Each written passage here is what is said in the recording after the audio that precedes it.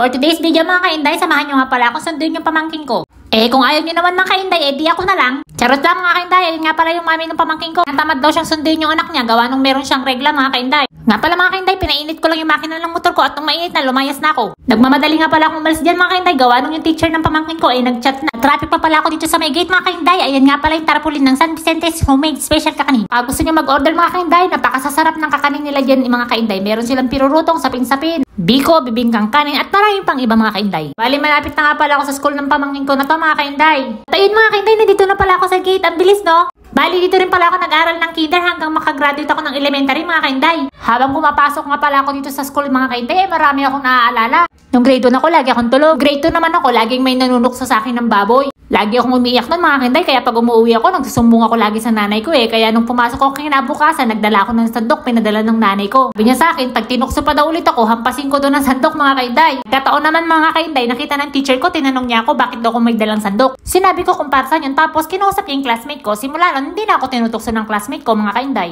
Sa totoo lang kasi mga kainday, pag tinutukso ko nung bata ko, iiyak lang ako sa isang gilid. Lagi akong pinagtatanggol ng kapatid kong lalaki nun mga kainday. Uy, baka sabihin niyo, bandong nanay ko mga kainday hindi pala pwedeng iyak ka lang at magmumukmuk ka sa isang sulok. Pala marunong kang lumaban kasi masasanay silang gawin yun sa'yo mga kainday. Ayan nga pala mga kainday, pauwi na pala kami ng pamangkin ko. Bali nagaya pala siya dyan sa may 7-Eleven, nagpapabili siya ng ice cream. Ibinili ko na mga kainday, sabi niya kasi sa akin, very good siya. Hindi daw siya tayo ng tayo sa room nila, tapos hindi daw siya naglikot mga kainday. Kaya binili ko na ng ice cream. Sinasabi ko nga bilisan niya maglakad at napakainit mga kainday. Nakapasok na pala siya dyan sa may loob ng 7-Eleven at pinagtitinginan ako ng mga tao dyan mga kainday. Bakit siguro nagbibideo yun? Akala nila vlogger. Hindi nila alam, feeling vlogger pala mga kainday. Nandito na nga pala kami sa bahay mga kainday. Ang bilis namin no? Pagkarating nga pala namin sa bahay mga kainday, binihisan ko agad. Nagpunta kami dito sa may mall. Bali binilan pala namin ng gift si Ate Gia niya mga kainday.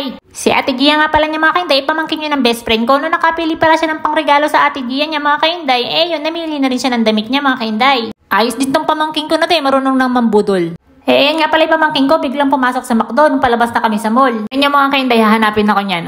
Biglang lumabas mga kainday. Sabi ko nga sa kanya dyan mga kainday, susunod na lang siya mag-McDo. Nagagalit pa nga siya dyan mga kainday, pero sabi niya, sige na Garod, uwi na tayo. Minsan kasi mga kainday, hindi porkit sinabi nilang gusto nila, gusto na lang nila. Minsan kasi kailangan din nating ipaintindi sa kanila na wala mga kainday. Uwi na nga pala kami na to mga kainday, at tingnan niyo yung pagmumukha ng pamangkin ko, nakasimangot. Nga pala mga kainday, tatapusin ko na tong video na to. Maraming salamat po pala sa lahat ng nanonood ng video ko at meron lang po sana akong hihilingin sa inyo mga kainday, baka pwede naman pong paki-like and share yung video ko. Thank you po. Bye bye!